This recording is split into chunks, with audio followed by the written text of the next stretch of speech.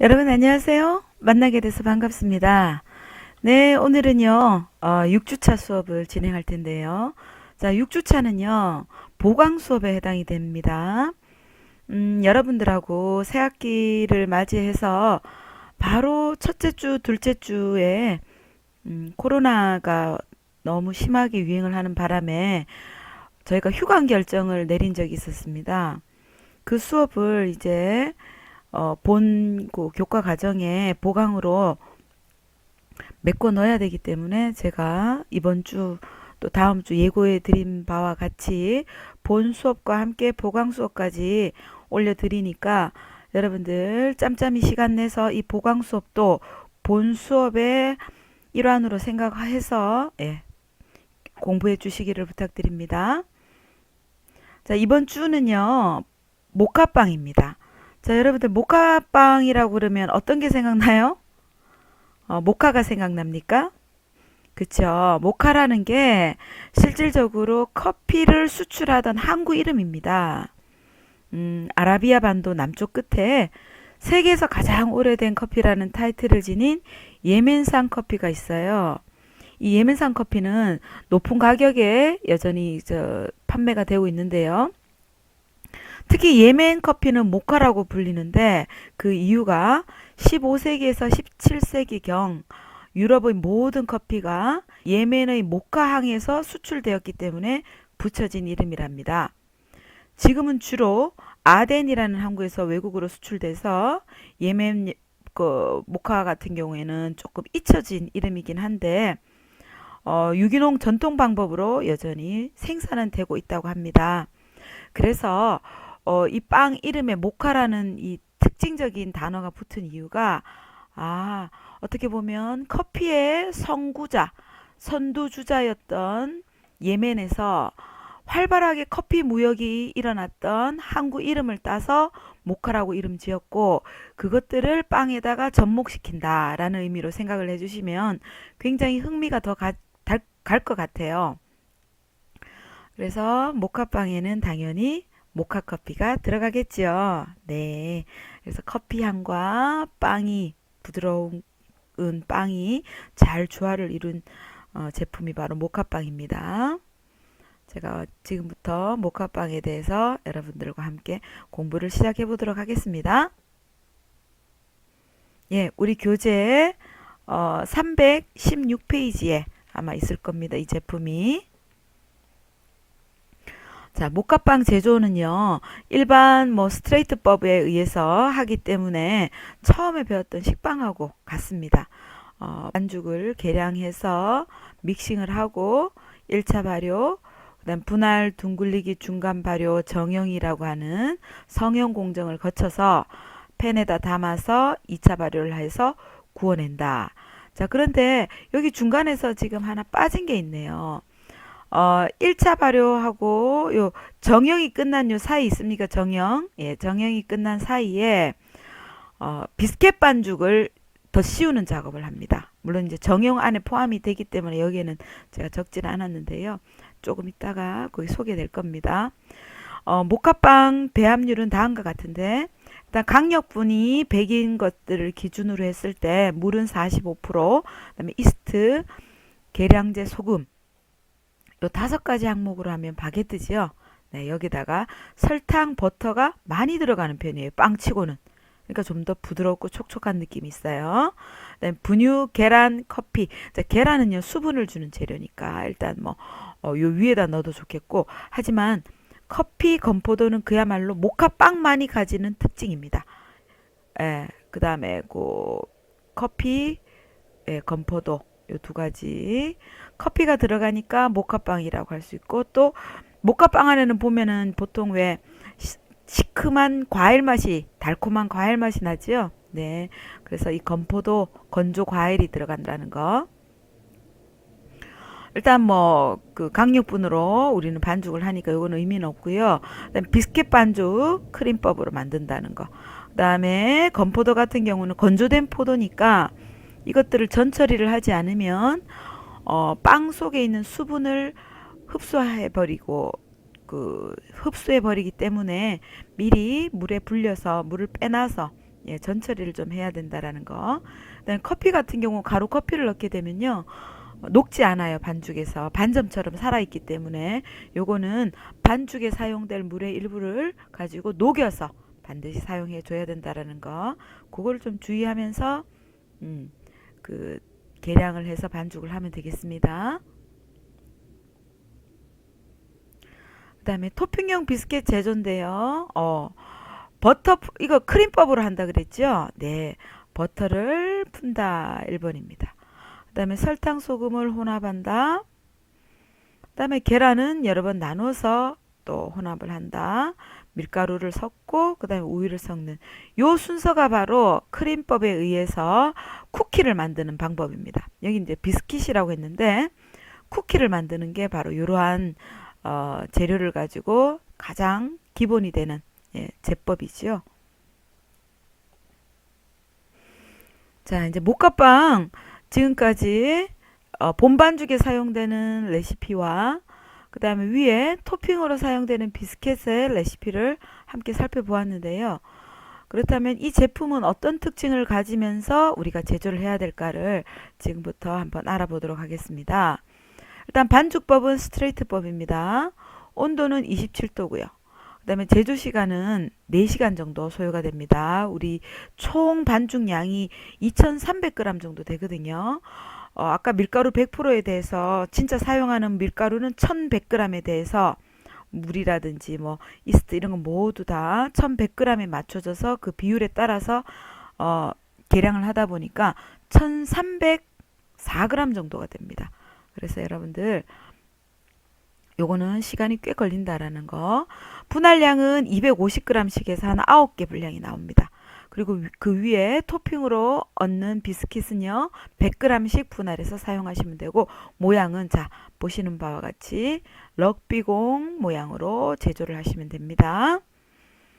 자 여기 제가 이제 토핑 씌우기를 여기는 넣어놨죠. 믹싱 1차 발효, 분할 둥글리기 중간 발효, 정형 다음에 토핑을 씌워서 팬닝을 하고 2차 발효해서 구워 나오는 제품이 바로 모카빵이다. 그래서 첫 번째 모카빵 만들 때 주의할 점. 네. 반죽을 일단 칠 때 마지막에 건포도 같은 경우에는 반죽이 다 최종 단계까지 완료된 후에 1단으로 해서 혼합해 줘야 된다. 왜냐하면 건포도를 물에 한번 불리고 나면 굉장히 조직이 부들부들해집니다. 이게 훅에 의해서 처음부터 치대기 작업을 해버리면 건포도가 다 찢어져서 굉장히 지저분한 반죽이 됩니다. 그럼 지저분한 반죽만 되느냐? 그뿐만 아니라 건포도에 들어있는 당분이 밖으로 유출돼 나와서 발효에 악영향을 줍니다. 그렇기 때문에 항상 이렇게 부재료로 들어가는 하지만 독특한 맛과 향을 내주죠. 이런 재료들은 반죽이 완료된 후에 1단으로 완전히 혼합시켜 줘라 라는 게 첫 번째 포인트고요. 근데 만약에 가루라면 처음부터 넣었죠. 커피처럼. 두 번째, 커피는 시험장애 같은 경우는 거의 과루 형태로 주어지는 경우가 많습니다. 그럼 반드시 다른 물이 아니라 반죽에 들어간 물의 일부를 덜어내서 커피를 녹여서 반죽에다가 넣어줘라 라는 거. 그 다음에 토핑용 쿠키를 제조하는 데 있어서 크리마를 지나치게 많이 시키게 되면 질어지고 물러져 가지고 나중에 밀어 폈을 때 다 찢어져 버려요.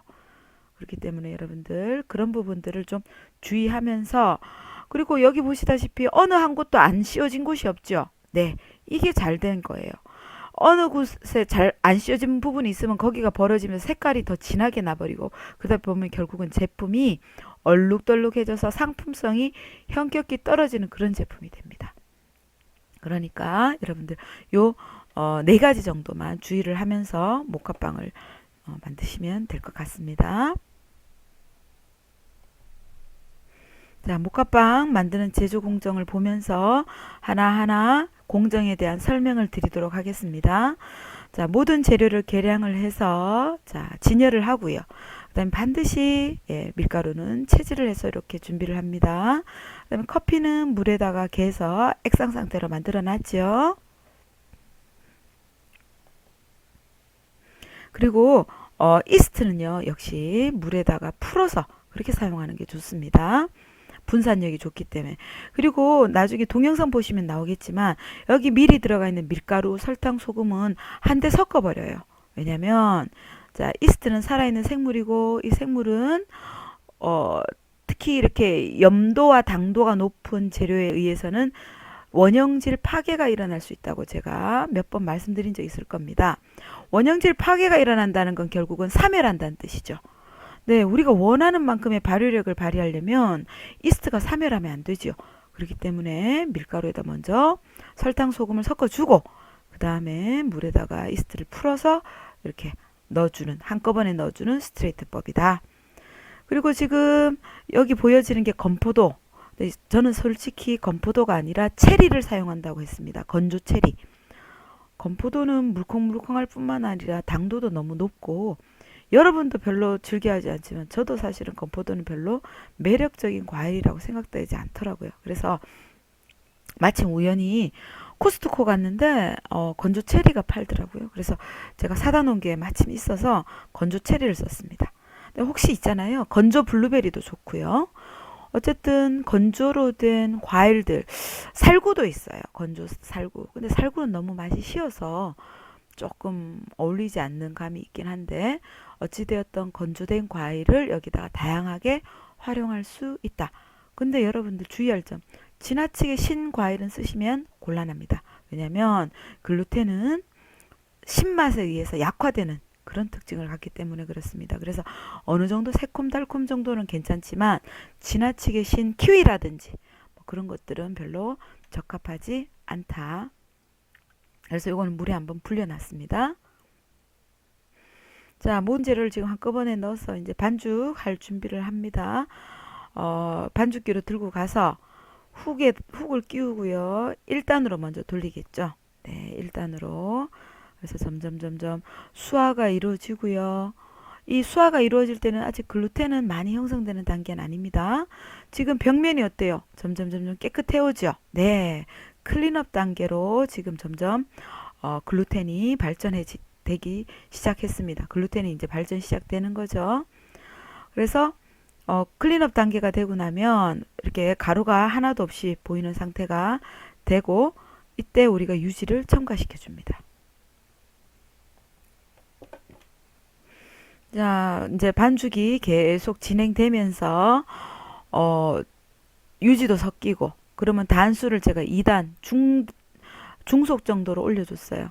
그 중속으로 올려가지고 이거를 돌리다 보면은 점점 글루텐이 발달되면서 반죽이 돌아가는 힘이 굉장히 세 보여요. 힘들어 보인다 이 말이에요. 그래서 제가 쓰는 이 소형 반죽기 같은 경우는 3단으로 써버리면 훅이 멈춰버려요. 그러면 모터가 탈 수 있기 때문에 여러분들 억지로 돌리는 건 좋지 않습니다. 자, 그리고 최종 단계가 됐는데 굉장히 매끈한 글루텐막이 형성이 되는 걸 확인을 했습니다. 그래서 이 글루텐막이 형성된 걸 확인하고 지금 뭐가 들어가 있어요? 네, 체리를 넣어줬습니다. 체리를 넣고 몇 단으로 돌린다? 그렇죠. 저속으로 1단으로 돌립니다. 자, 1단으로 돌려가지고 안에 들어가는 재료가 골고루 섞여야 돼요, 여러분들. 골고루 섞이지 않으면 나중에 분할하고 정형할 때 생각해 보십시오. 과일이 어느 한쪽으로 많이 쏠려 있으면 아무래도 반죽량이 적어지고 과일량이 중량을 차지하게 되겠죠. 그러면 반죽이 있어야지 볼륨이 잘 나타나는데 분명히 똑같이 250g으로 계량을 했는데도 불구하고 하나는 볼륨이 좋고 하나는 볼륨이 약하다. 아, 볼륨이 약한 쪽에 과일량이 더 많이 쏠려 있구나. 이렇게 판단할 수 있어요. 그러니까 여러분들 이런 부재료가 들어갈 때는 한쪽으로 절대 몰리지 않도록 전체적으로 균형 있게 잘 혼합됐는가를 확인을 하셔야 됩니다. 네. 그래서 둥글게 이제 말아가지고 보세요. 둥글게 말아서 1차 발효를 실시합니다. 1차 발효실 온도는요. 27도에서 30도 정도 되고요. 그 다음에 발효실 습도는 75에서 80% 정도 되겠습니다. 요건 이제 일반적으로 우리가 발효하는 온도지요. 약간 온도는 높여도 상관없을 것 같아요. 발효의 정의, 아이고, 이제 이거는 좀 교수님 그만 보여주셔도 우린 다 아는데요. 그 정도 됐으면 제가 안 보여드릴 겁니다. 발효는 왜 한다? 팽창, 숙성, 향기물질의 생성. 여러분들 제가 있잖아요. 요거는 이제 여담, 사담이지만 이론에는 정말 자신이 있어요. 제가 강의하는 거 들어보니까 아, 우리 교수님 이론을 좀 설명 잘하구나 이런 생각 들지 않습니까? 그렇게 느낀 사람도 있고 그렇게 안 느낀 사람도 있겠지만 제가 제과제빵 전문과에서 제과제빵 이론만 한 12년간, 예, 12년 이상 동안 독점해서 제가 전담으로 강의를 했었어요. 처음에 그 강의 시작한 게 언제냐면 2003년이었어요. 2003년. 아, 그러니까 15년도 더 됐겠네요. 처음에는 강의할 때 상당히 힘들었어요. 용어도 힘들고, 과정도, 감도 잡히지 않고. 그랬는데 매년 반복해서 하고 또 할 때마다 제가 공부를 좀 더 추가하고 추가했더니 그 반복 학습만큼 좋은 게 없더라고요. 그래서 요즘은 진짜 뭐에 대해서 묻는다면 그냥 자동으로 있죠. 잘잘잘잘 그냥 입에서 나오는 정도로 이론 부분이 좀 저의 강점이 되었어요. 그래서 여러분들한테도 제가 자꾸 이런 목적이라든지 이유라든지 이런 것들에 대한 이론적 배경을 계속 반복적으로 올려서 이야기해 주는 겁니다. 그러니까 좀 지겨워도 들어주시면 분명히 도움이 될 겁니다. 네. 그래서 이스트가 발효해서 이산화탄소를 발생해서 반죽이 팽창을 하고요. 이 팽창된 가스들은요. 그러니까 팽창을 일으키면 그 안에 그 글루텐 골격이 있잖아요. 그 글루텐 골격 안에 이산화탄소 가스가 잘 들이차고 그다음에 유기산 알코올 이런 것들은 연화작용에 의해서 글루텐을 부드럽게 만들어지거든요. 그래서 풍선껌을 연상하면 됩니다.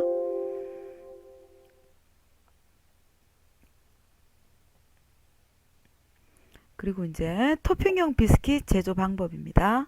요거는 제가 뭐 아까 설명 다 드린 거니까 넘어가도 되겠죠. 1번 버터, 2번 소금, 설탕, 3번 계란, 4번 박력분, 5번 우유.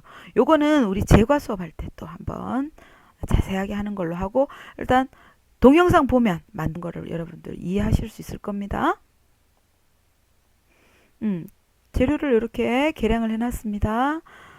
크림화 시킬 겁니다. 버터를 일단 부드럽게 푼다. 부드럽게 풀고요. 그 다음에 버터가 부드러워지면 자 많이 부드러워진 거 보입니까? 설탕, 소금 같이 섞었어요. 한꺼번에 넣는 게 아니라 많은 양이니까 한 두세 번 나눠서 섞어줍니다. 저는 한 세 번 나눠서 넣어준 것 같네요. 제 관은요 설탕량이 무지무지 들어갑니다. 설탕량이 여기에 한 200g 정도 들어갈 거예요. 아까 보셨다시피 보세요. 박력분 100에 대해서 설탕이 40% 들어가잖아요. 그러니까 박력분이 500 들어가면 설탕이 200 들어가는 거니까 이번에 우리 토핑용 비스켓 박력분이 500g이거든요. 그래서 설탕이 200g. 좀 많이 들어가죠? 그러니까 맛있어요. 자, 소금도 설탕도 들어갑니다. 그 다음에 계란을 나눠서 넣어주는데요. 이때 지금 제가 한꺼번에 넣는 것처럼 보이죠. 처음에 이게 워낙에 뻑뻑해서 수분을 주려고 흰자부터 먼저 넣어서 하고 그 다음에 흰자 노른자 이렇게 섞어서 여러 차례 나눠서 그 혼합을 했습니다. 자, 여기는 유지가 많이 들어있죠. 유지가 오늘 한 100g 정도 쓰였는데 여기에 갑자기 수분 재료가 많이 들어오면 어떻게 될까요? 물과 기름은 서로 섞이지 않잖아요. 그러니까 그런 섞이지 않은 성질에 의해 가지고 분리 현상이 일어날 수 있어요. 그게 이제 유화가 깨진다라고 이야기하는데 그렇지 않기 위해서 노른자를 이렇게 같이 넣어주는데 왜냐하면 노른자에는 천연의 유화제인 레시틴이 들어있기 때문에 그렇습니다. 네, 그래서 마요네즈도 계란 노른자를 가지고 만드는 거죠.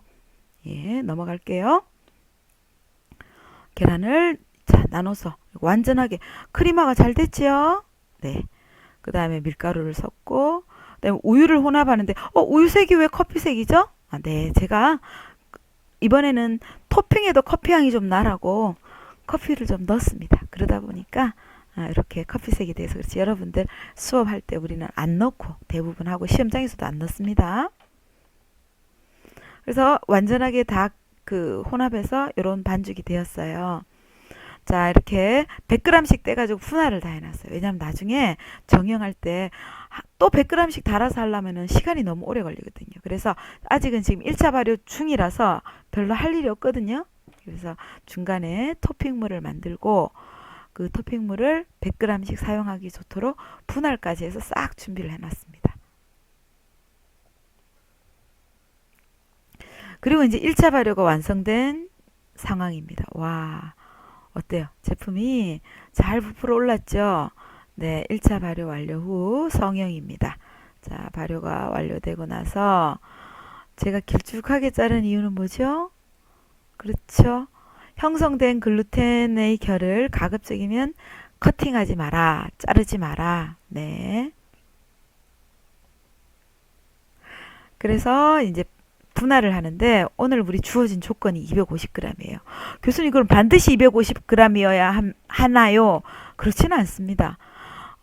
요즘 제가 그런 설명한 적 있죠. 빵이 점점 작아지고 있는 추세다. 그래서 매장에 따라서 더 크게 하는 데도 있고 더 작게 하는 데도 있는데 저는 여기 이제 시험장에서 주어진 게 250g이라서 250g만큼 나눴고요. 그 다음에 개수는 9개. 자, 보세요. 하나, 둘, 셋, 넷, 다섯, 여섯, 일곱, 여덟, 아홉. 이렇게 쪼가리가 많이 없도록. 그 다음에 자르는 과정에서도 분명한 거는 표면이 마를 수 있기 때문에 이렇게 위에다 덮어서 이렇게 해주셔야 된다라는 거. 반죽 표면이 매끄럽고 모양이 일정하게 신속히 작업을 하시는 게 좋습니다. 둥글리기. 조금 이따 둥글리기 할 거죠. 분할. 둥글리기. 예, 요 작업이죠. 둥글리기. 둥글리기를 하고, 예. 뭐 합니까, 그 다음? 예, 실온에서 10에서 15분 정도 이렇게 비닐 덮어서 둥글리기 한 다음에 덮어서 중간 발효를 시키는데 한 15분 지나서 이렇게 된 거예요. 와, 엄청 빵빵하죠? 네, 먹음직스럽습니다. 아주 그냥. 예, 풍선처럼 빵빵하게 부풀었어요. 풍선처럼. 자, 요걸 가지고 이제 성형을 할 예정입니다. 자, 정형 공정. 럭비공 모양으로 해라. 그러면 길쭉하게 밀어야 되겠죠? 그리고 이렇게 길쭉하게 밀어서 돌돌돌돌 마는데 제가 보세요. 양쪽을 휘듯이 오므러뜨렸죠? 아니면 일자로 막대로 그냥 접혀버리기 때문에 럭비공은요. 어때요? 유선형이잖아요. 위에하고 아래하고는 조금 뾰족하게 돼 있고 중간은 평평한 형태잖아요. 그죠? 그러니까 밀어서 말 때도 약간 손을 모아가면서 그래서 꼭 마지막에 꼭 고구마 모양, 이게 고구마 모양처럼 이렇게 될 수 있도록. 그래서 한꺼번에 3개를 한 이유가 한 팬에 제가 3개를 팬닝할 예정이거든요.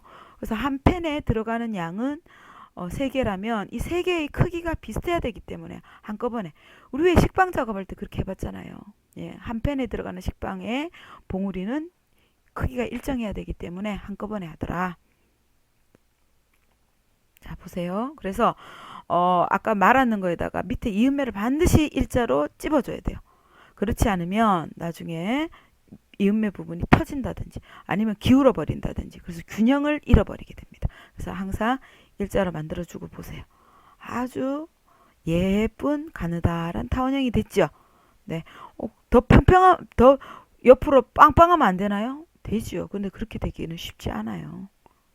말기 때문에. 자, 그 다음에 물칠을 합니다. 물칠. 그 다음에 여기 쿠키 반죽 밀어서 얘를 아예 여기다 넣어버려요. 여기 이음매는 여기 오도록 해가지고. 그래서 감싸버립니다. 토핑물 싹이라고 돼 있죠. 예, 다 감싼 모양이 요겁니다. 요게 비포. 여기를 여기다가 딱 해서 요 면이 여기에 맞닿도록. 그래서 애프터. 비포, 애프터네. 그죠? 감싸기 전과 감싼 후. 예. 또 한 번 더 보여드리고자 제가 사진을 좀 많이 넣네. 그죠? 예, 그렇게 해서 감쌌습니다. 그리고 뭐 할까요? 예, 팬에다가 이렇게 3개를 나란히. 그 다음에 여러분 여기 쿠키가 밑에까지 감쌌는 거 보이세요? 네. 그래야지 나중에 이게 부풀어 올랐을 때 있잖아요. 끝까지 다 감싸야 질 수 있어요. 보기 싫지 않게. 예, 그 말이 어떤 말인지 조금 이따가 제가 나온 작품을 보고 설명드릴게요. 자, 요 세 개를 자, 잘 보이죠? 표면이 매끈한 거 보이죠? 2차 발효실 들어갑니다. 2차 발효. 2차 발효 나온 후에 보세요. 균열감 보이십니까? 예, 뭔가 얼룩덜룩한 거 보이죠? 예, 이런 고르게 균열을 일으켜야 잘 된 겁니다. 그리고 요게 만약에 보세요. 밑에까지 안 쌓였다면 나중에 발효가 끝나면 이 위에까지 덜렁하게 보이겠죠. 그럼 구워내고 나면 투톤이 생겨버려요. 하나는 껍질이 있는 톤, 하나는 껍질이 없는 해서 색이 달라져 버립니다. 그렇기 때문에 모카빵은 반드시 바닥 일부까지 감싸야 된다. 2차 발효실 온도, 습도 이런데요. 40도를 넘기시면 좀 곤란합니다. 왜냐? 비스켓 반죽이 설탕하고 버터하고 꽤 많이 들어간 반죽이라서 녹아내릴 수가 있습니다.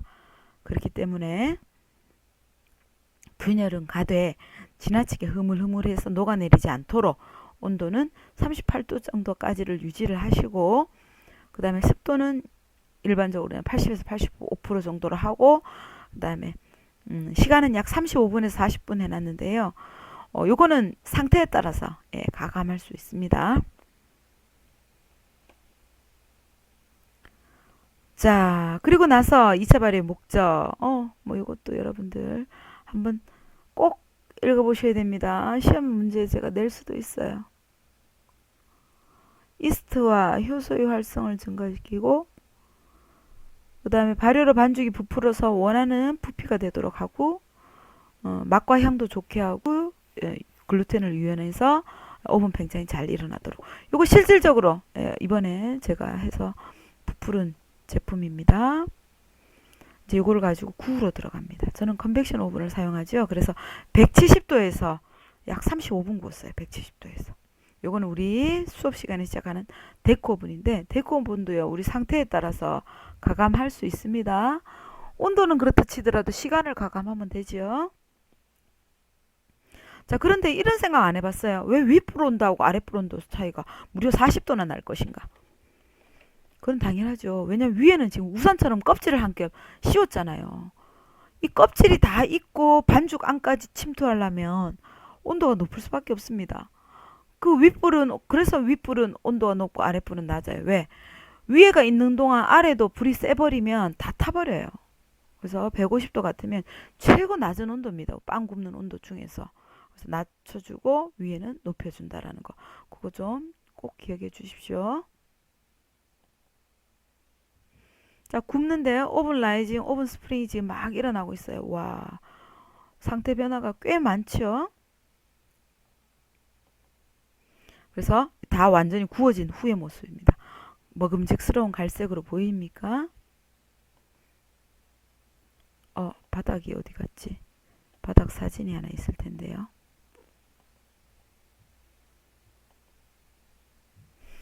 바닥 사진은 조금 이따 나올 것 같아요. 그때 보여드리도록 할게요. 외부 평가 항목은 부피, 껍질색, 그 다음에 균형감, 껍질의 균일성, 껍질 특성, 그 다음에 조직, 기공, 내부 색깔 이런 거 내부 평가 항목이고요. 그 다음에 입에서 느껴지는 향이나 맛이 식감입니다. 목화빵 평가 항목 및 기준 부피. 부피감이 있어야 되고 모양이 균일해야 됩니다. 일단 균형도 잡혀야 되고요. 그 다음에 착색도 고루 있어야 되고요. 껍질은 일정한 균열이 있어야 되고 비스켓이 전체적으로 고르게 덮여 있어야 됩니다. 외부 균형은 찌그러짐 없이 균형이 잘 잡힌 타원형 모양이어야 돼요.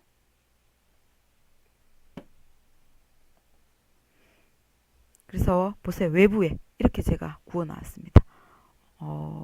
굉장히 고르고 색도 잘 났죠? 네. 그 다음에 이제 그 내부 평가 항목인데요. 기공 전체적으로 골라야 되고요. 부위별로 고르면 부드러워야 되고 너무 크거나 조밀한 기공은 없어야 된답니다. 밝은 커피색이어야 되고 껍질은 바삭바삭하고 부드러운 속과 조화로운 맛을 이루어야 되고 끈적거림, 탄냄새, 생재료 맛이 나선 안 되고요.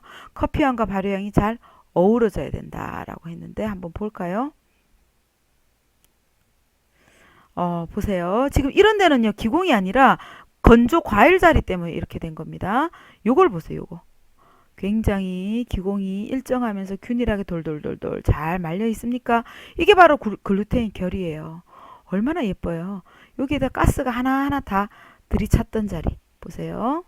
예, 그 이산화탄소 가스 이런 게 하나하나 들이탔던 자리가 이제 오븐에서 구워지면서 이렇게 자리만 남은 거죠. 이산화탄소 가스는 나가버리고. 그 다음에 껍질도 보세요. 적당하게 색깔이 참 잘났어요. 예술입니다. 제가 봐도. 그 다음에 바닥 보세요. 색깔도 잘났고요. 그 다음에 요거까지 다 덮여 있는 거 모습 보이죠? 네. 그 다음에 여러분들 요런 굴곡 있는 부분이 꼭 있어줘야 돼요. 곡선. 왜냐? 발효가 잘 정확하게 됐다는 뜻입니다. 이게 완전 바닥이 있잖아요. 납작하게 플랫하게 된다는 건 발효가 지나쳤다는 뜻이고요. 이 굴곡이 지나치게 많이 동그라면요. 발효가 덜 됐다는 뜻입니다. 그래서 요거는요.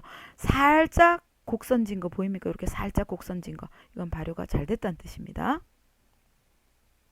예, 제품들 상태 다 좋다라는 거. 이 정도는 돼줘야 합격이다. 갈색이죠. 균일하게 그 위에 금도 가 있죠. 그다음에 색깔도 달랐죠. 커피색이잖아요. 그죠?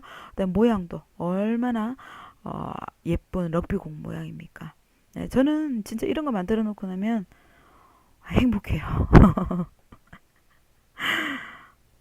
혹시 칠곡 사는 친구들 있어요? 여기가 구구동인데 칠곡 삼지구 제 연구실 자리거든요. 목감빵이 많습니다. 먹으러 오세요. 혹시 진짜 먹으러 올 사람은요, 영상 보시고 저한테 문자 한번 주세요. 네, 남겨 놓을게요. 근데 너무 시간 지나면 안 돼요. 빵은 하루 정도 지나면 노화가 시작되기 때문에 제가 드리고 싶어도 맛이 없어서 드릴 수가 없어요. 자, 제품들 다시 한번 확인해 보시고 바닥 쿠키가 이렇게 감싸줘야 된다라는 거. 예. 이상 여러분들 저하고 향기 좋고 맛도 좋은 모카빵 만드는 공정 공부하느라고 수고 많으셨습니다. 예, 이 수업 잘 알차게 들으셨다면 지금부터 동영상을 통해서 여러분들도 같이 저하고 빵을 만드는 세계로 한번 가보시면 좋겠습니다. 수고 많으셨어요. 감사합니다. 다음 시간에는 또 더 맛있는 제품으로 여러분들하고 함께 하도록 하겠습니다.